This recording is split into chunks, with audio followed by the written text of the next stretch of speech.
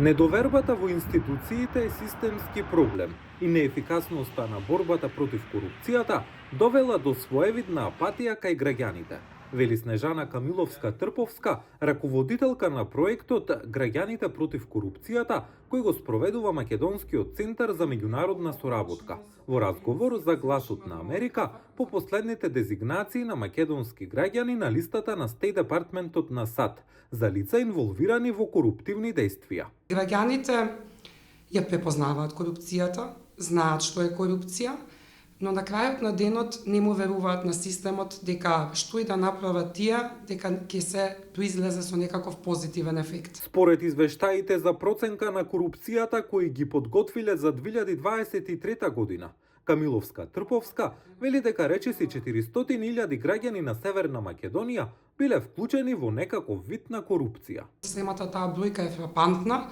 и секако влијае негативно на целокупните состојби. Дополнително во целото тоа прашањето е како со случаите, што влијае за да се подобри таа ситуација. Нажалост, немаме некое поместување позитивно за тоа што граѓаните перцепираат дека се најкорумпирани професии, да речеме. Тука ги вбројува правосудните органи, високите функционери, представниците на извршната власт, пратеници, градоначалници. Оние лица, да кажеме, кои што секојдневно можеме да ги видиме во медиумите дека се вклучени во некаков скандал, односно сомнежи за корупција. Миша Поповиќ од Институтот за демократија Societas Civilis од Скопје, запрашан за статистиките за казнување во Северна Македонија заради корупција, вели дека податоците се поразителни, но додава, тоа не е најголемиот проблем.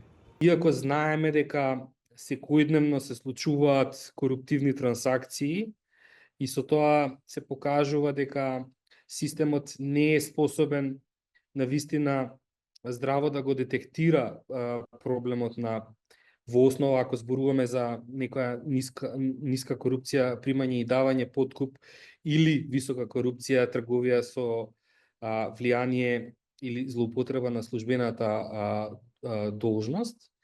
Меѓутоа, не е само бројот на обвиненија и осуди годишно проблемот, туку и релативно ниските казни кои што се даваат на оние кои што на крајот се осудени. Поповиќ смета дека Македонското собрание треба да ги зголеми казните за корупција, за да биде јасно дека корупцијата е еден од посериозните кривични дела во казнениот систем на државата. Тоа е првиот чекор, би рекол.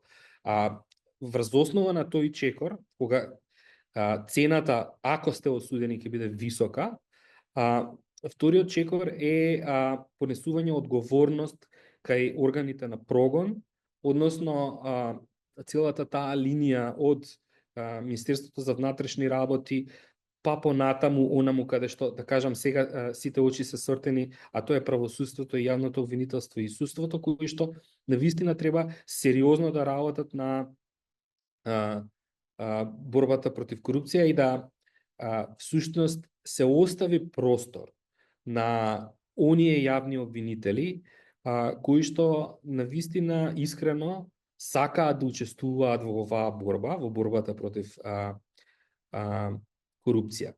Експертите признаваат дека корупцијата е длабоко вкоренета во македонското општество, заради што ќе се потребни големи системски промени за да се помести оската во таа борба, но посочуваат дека е време да се почне.